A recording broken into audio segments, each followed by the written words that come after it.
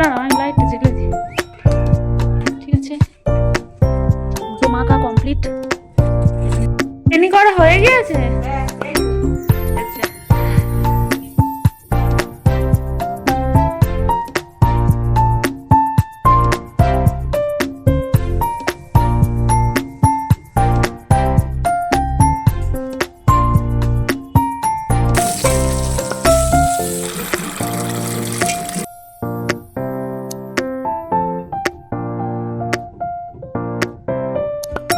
আজ পৌষ মাসের শেষ দিন অর্থাৎ মকর সংক্রান্তি। হিন্দু ধর্মের এই তিথিটি অত্যন্ত শুভ এবং গুরুত্বপূর্ণ, তাই সকাল থেকেই উঠে কাজে লেগে পড়েছি। হ্যালো, আমি অনুপ্রিয়া। কেমন আছেন আপনারা সকলে? আশা করছি সবাই সুস্থ আছেন, ভালো আছেন। প্রিন্সেস ফ্যামিলিতে আরও একটা নতুন ব্লগে সবাইকে স্বাগত জানাই। আর চ্যানেলে যদি নতুন হয়ে থাকেন প্লিজ সাবস্ক্রাইব করে পাশে থাকা বেল আইকনকে প্রেস করে রাখুন, তাহলে আমার পরবর্তী ভিডিও নোটিফিকেশন সহজেই চলে যাবে আপনার ফোনে। একদম সকালে উঠে বাসি কাজ সেরে নিয়ে স্নান সেরে নিয়েছি, আর ওদিকে মাও ঠাকুর ঘরে চলে গেছে হেল্প করার জন্য। আমিও তাই স্নান সেরে নিয়েছি। চলুন নিচে যাওয়া যাক, দেখি মায়ের কাজ কত দূর হলো। এমনি করা হয়ে গিয়েছে। সুন্দর হয়েছে। রাখো, অনেকগুলো হয়েছে। পৌষ সংক্রান্তি হলো বাঙালির সংস্কৃতি ও হিন্দু ধর্মাবলম্বীদের অন্যতম প্রধান উৎসব। ফুল কিনে এনেছিল আর মা কি সুন্দর মালা বানিয়ে ভগবানকে পরিয়েছে, দেখে তো একদম চোখ জুড়িয়ে যাচ্ছে। পৌষ পার্বণ বা নবান্ন, নতুন ধান ওঠার আনন্দে এই উৎসবের সূচনা। বাড়িতে কিছু নিয়ম পালন করা হয়, যেমন ধরুন লের গুঁড়ো দিয়ে বাড়ির সব জায়গায় আলপনা দেওয়া, মা লক্ষ্মীর পা আঁকা, ঘটের মধ্যে চাল ভরা, বেনুনি বানানো, কুলের ডাল তুলসী তলায় বসিয়ে পুজো দেওয়া। এইসব নিয়ম সারার পর এখন চলে এসেছি আমি আর মা মিলে রান্নার জোগাড় করতে। যেহেতু পুজো তাই বাড়িতে নিরামিষই রান্না হবে, তার জন্য আমি বাঁধাকপি কেটে নিয়েছি, আর আমি সমস্ত কিছু রেডি করে দিচ্ছিলাম, আর আজ মাই রান্না করছে। চলুন তাহলে, বাঁধাকপিগুলো কাটা হয়ে গিয়েছে, এখন এগুলো ধুয়ে নিই।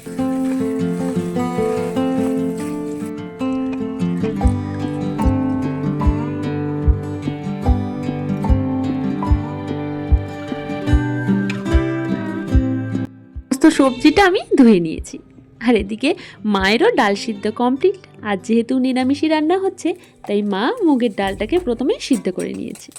এখন কড়াইতে তেল দিয়ে তেল গরম হয়ে যেতেই তার মধ্যে গোটা জিরে, তেজপাতা, শুকনো লঙ্কা ফোড়ন দিয়েই ডালটা এর মধ্যে অ্যাড করেছে। ডাল যেহেতু একটু ঘন বা একটু সিদ্ধ খেতে বেশি ভালো লাগে, তবে জানেন আমার না একটু ডাল পাতলা হলেই বেশি খেতে ভালো লাগে, সেটাই মাকে বলছিলাম যে একটু পাতলা কর। আর এই ডালের সাথে আজ হচ্ছিল বেগুন ভাজা আর ওই যে বাঁধাকপির তরকারি। মা ততক্ষণে বাকি রান্নাটা কমপ্লিট করবে, আমি অন্যদিকে সন্ধেবেলা যেহেতু প্রচুর পিঠে বানানো হবে সেগুলোকেই রেডি করব। এখানে সব একটা একটা করে ভেজানো রয়েছে।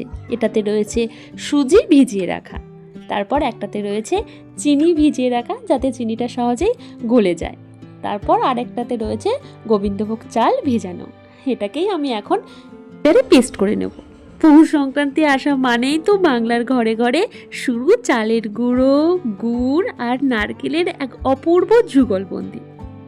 এই দিনেই বসে গঙ্গাসাগর মেলা, যেখানে লক্ষ লক্ষ পুণ্যার্থী সাগর সঙ্গমে পুণ্যস্নান করে।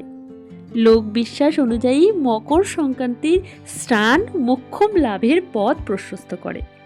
হিন্দুদের বছর ভোর নানা পার্বণ চলে, তবে তার মধ্যে ইংরেজি নববর্ষের পরেই পৌষ মাসের শেষ দিন এই উৎসব পালন করা হয়। এই দিন সূর্য দেবতা ধনু রাশি ছেড়ে মকর রাশিতে প্রবেশ করেন, আর সেই মুহূর্ত থেকেই শুরু হয় উত্তরায়ণ, সূর্যের উত্তর দিকে যাত্রা। এটি শীতের সমাপ্তি ও বসন্তের আগমনকে চিহ্নিত করে, যেখানে পিঠে পুলির আয়োজনের মাধ্যমে আমরা এটা পালন করে থাকি। আর এই যে দেখুন সুজিটা ভিজে কতটা ফুলে গেছে। কি আনছো? এই গুড় একজনকে বলে রেখেছিল।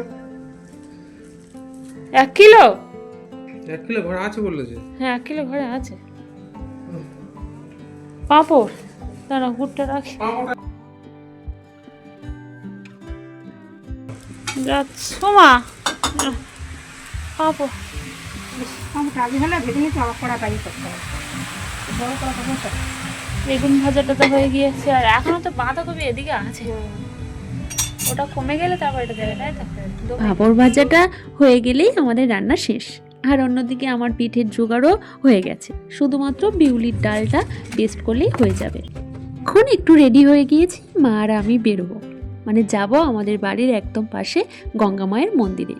ওখানে প্রতি বছরই এই দিনই পুজো হয়, আর আমাদের বাড়ি থেকে একটা পুজোর মালসাও দেওয়া হয়, সেটাই দিতে যাব। তারপর ওখান থেকেই আমরা গিয়েছিলাম নদীর পাড়ে।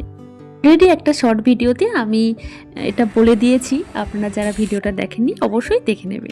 আর এখানে এসে তো খুব ভালো লাগছে, এখানে যখনই আসি প্রচুর ভালো লাগে, একদম নদীর পাড় আর প্রচুর ট্রলার ট্রলি ভরে রয়েছে। আর এখানে এসে দেখছি সমস্ত ট্রলার ট্রলিতেও পুজো চলছে। জানেন, এই সমস্ত ট্রলার ট্রলিগুলোই মাছ সমুদ্রে নিয়ে যাওয়া হয় মাছ ধরার জন্য। আমাদের একটা নিয়ম রয়েছে যে সন্তানের মঙ্গল কামনায় একটা ফল আর টাকা মা গঙ্গার নাম করে নদীতে ফেলতে হয়।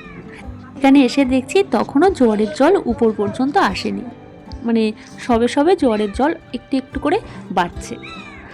দেখুন এখনও অনেকটা জল উঠতে বাকি রয়েছে, কাদাও রয়েছে।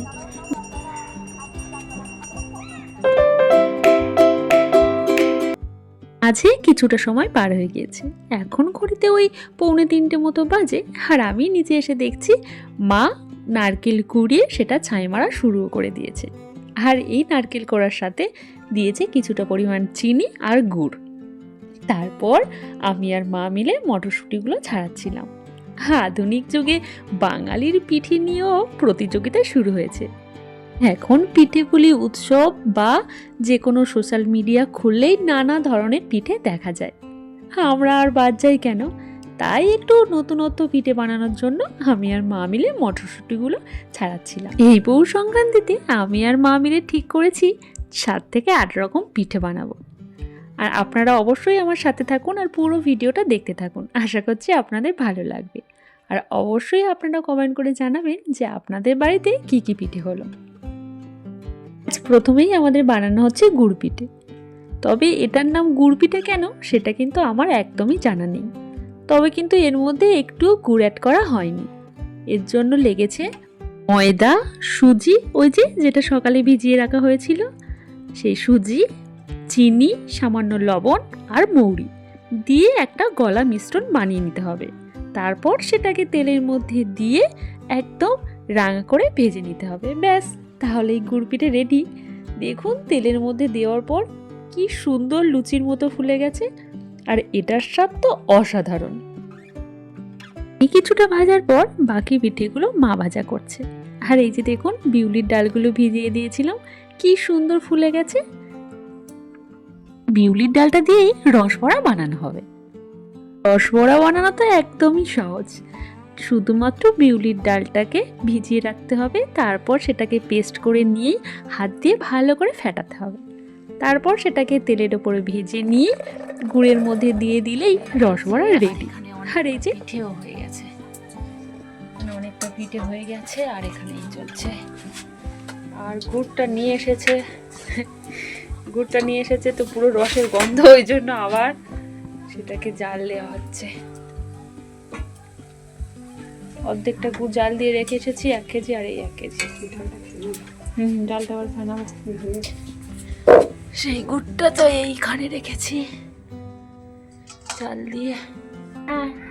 এই তো রস ভরার জন্য এটা ডালটা ফেটানো হচ্ছে, আর এখানে এই দুটো মাথা করে রেখেছি, আর এখানে সরষেগুলি মাথাটাও করে রেখেছি, আর অনেকটা পিঠা হয়ে যাবে। রাতে এই যে সরাটা দেখছেন এটা মাটির তৈরি, আর এটাই এই পুজোর মেন নিয়ম, এই খোলার মধ্যে পিঠে বানানো। জানেন এই পিঠের মানে এই সরার মধ্যে প্রথম যে পিঠেটা বানানো হবে সেটা একটা ছড়ার মাধ্যমে টুকরো টুকরো করে কেটে বাড়ির বিভিন্ন জায়গায় ফেলা হয়, সেটাই আমাদের নিয়ম। যেমন ধরুন ওই শিলের উপর, চালের ড্রামে, ঘরের চালে, এইসব আর কি। আচ্ছা আপনাদের কি এই নিয়মটা রয়েছে? যদি থাকে অবশ্যই কমেন্টে জানাবেন। হ্যাঁ, আমাদের যেহেতু উনুন ছিল তাই মা এই মাটির সরার পিঠেটা উনুনে বানাচ্ছিল, আর আমি অন্যদিকে গ্যাসের মধ্যে এদিকে আমার রস বড়া চলছে, মানে ডালটাকে ভালো করে ফেটিয়ে নিয়ে তেলের উপর দিয়ে দিয়েছি, ভাজা হচ্ছে। আর এই যে গুড় রেখেছি, গরম গরম ভেজে গুড়ের মধ্যে ফেলে দেবো। হ্যাঁ, নিয়ে এসেছো পুজোর মাল? দাঁড়া, আমি লাইটটা জ্বেলে দিই। এই তো এখানে এখানে রাখো। ঠিক আছে। সকালে আপনাদের তো বললাম যে গঙ্গা মায়ের মন্দিরে পুজো দেওয়া হয়েছিল, সেই পুজোর প্রসাদ হাজবেন্ড ছাড়িয়ে আনলো, মানে ডালা ছাড়িয়ে আনলো। আর এখন একদিকে চলছে নারকেল পিঠে তৈরি আর অন্যদিকে চলছে পাটিসাপটা। এর মা একটু তাড়াহুড়োই করছিলাম, কেননা সন্ধ্যা হয়ে গিয়েছে, আর সন্ধ্যাবেলাও ঠাকুর ঘরে অনেক কাজ আছে, বেনি ফেলা, পুজো দেওয়া, আরতি করা, এইসব।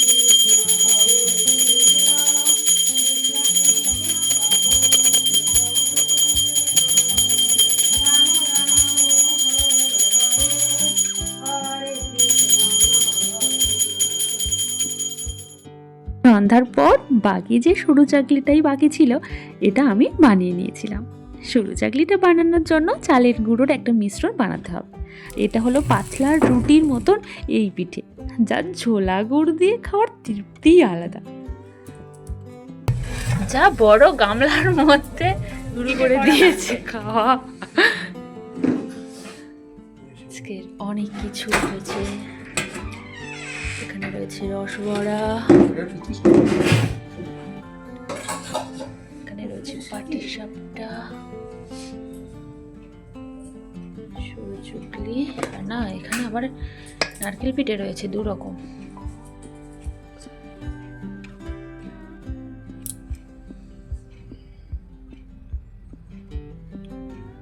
পুজোর প্রসাদগুলো ঢেলে নিতে হবে। মা সবগুলো খাও, কত কিছু করেছি। সকাল থেকে পিঠে তোড়জোড় করার পর অবশেষে সব শেষ হলো। পিঠে এটি কেবল চালের গুঁড়ো আর গুড়ের মিশ্রণ নয়, এটি আমাদের সংস্কৃতি, আমাদের ছোটবেলা এবং বাঙালির এক অনন্য পরিচয়। পৌষের এই হিমেল হাওয়ায় এক পাটি নলের গুড়, সাথে সরু চাকলি আর পাটিসাপটা, ব্যাস আমাদের তথা বাঙালির শীতকাল সার্থক। পিঠেগুলো মা আর আমি দুজনে, কিছুটা মা কিছুটা আমি, এইভাবেই বানিয়েছি। তবে জানেন, ওই যে খোলা পিঠেটা, ওটা বেশি বানানো হয় না, মানে আমাদের বাড়িতে ওই পিঠেটা তেমন কেউ খেতে পছন্দ করে না, তাই 2-3টে করা হয় এই আর কি। আর সত্যি কথা বলতে এত পিঠে মানে খাওয়ার পর হয় একটু ঝাল ঝাল কিছু খাই, তাই সকালে একটু বেশি পরিমাণ বাঁধাকপির তরকারি করে রাখা হয়েছিল, সেটাই গরম করেও নিয়েছি। প্রতি বছরই আমাদের মানে পিঠে খাওয়ার পর মনে হয় একটু ঝাল কিছু খাই, তাই তরকারি করে রাখা হয়। আমার ভিডিও যদি আপনাদের ভালো লাগে অবশ্যই একটা লাইক করে দেবেন, বন্ধুদের কাছে শেয়ার করবেন, আর ভিডিওটা কেমন লাগলো অবশ্যই জানাবেন। আজ তাহলে আসি, দেখা হবে খুব তাড়াতাড়ি পরবর্তী একটি নতুন ভিডিওতে। আপনারা সকলে সুস্থ থাকবেন, ভালো থাকবেন, টাটা।